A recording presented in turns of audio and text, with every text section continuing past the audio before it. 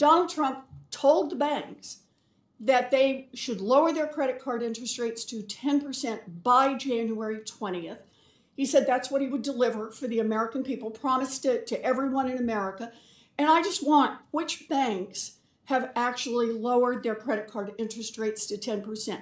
Can you give me their names? There are definitely options that are low-cost APR I'm sorry, options. which banks have lowered their credit card interest rate to 10%? Are there any that are at 10%? Can you name one? For months, voters were told that lower credit card interest rates were on the way. But in this hearing, a simple question quickly becomes the center of a much larger debate. When lawmakers press for evidence that a widely publicized promise was actually delivered, the discussion shifts from campaign rhetoric to measurable results. What follows is a tense exchange that puts accountability, affordability, and economic reality under the spotlight. Subscribe for full coverage and analysis. Thank you, Mr. Chairman. I'm really glad that we are holding a hearing about President Trump's affordability agenda, and I'm glad that my Republican colleagues don't seem to agree with President Trump's claim last week that, quote, affordability is a fake word made up by Democrats. In fact, I want to ask our witnesses about that. So raise your hand if you agree with the president that affordability is a hoax made up by Democrats. I'm giving you time here. Okay, no hands up, and I assume that means none of you, Democrats or Republicans, agree with President Trump that the affordability crisis facing American families is a hoax. And that seems right to me. President Trump's agenda has driven up costs so that families are putting more of everything, from groceries to gas, on their credit cards. Trump's own top economic advisor, Kevin Hassett, recently bragged that, quote, credit card spending is through the roof. He's right. Over 100 million Americans have credit card debt now, many of them putting groceries and gas on their credit cards just to be able to make it to the end of the month. And delinquencies are at the highest level since the crash of 2008. So let's talk about affordability. In January, President Trump promised to cap credit card interest rates. He politely asked the biggest banks to put in place a one-year 10% cap by January 20th. Now, Ms. Johnson, your organization represents some of the biggest banks in the country. We are more than 5 months past Trump's January 20th deadline. Which banks have implemented the one-year 10% cap on credit card interest rates that President Trump promised to deliver? So thank you for the question. There's a couple of things I'd love to say. One, banks offer 0% APRs today.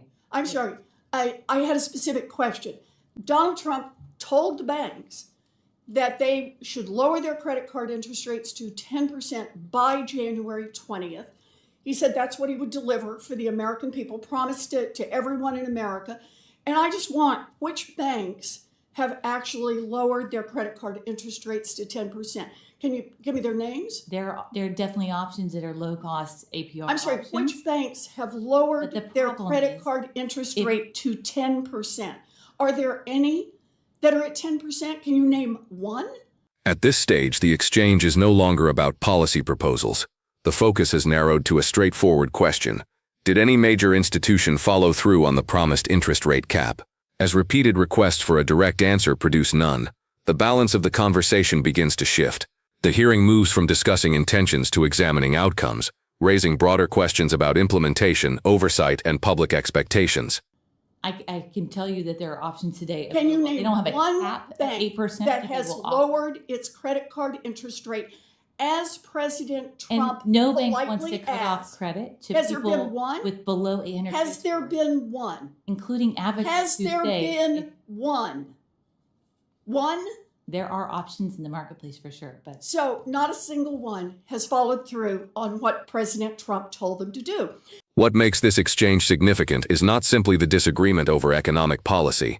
It is the contrast between a public promise and the challenge of demonstrating tangible results.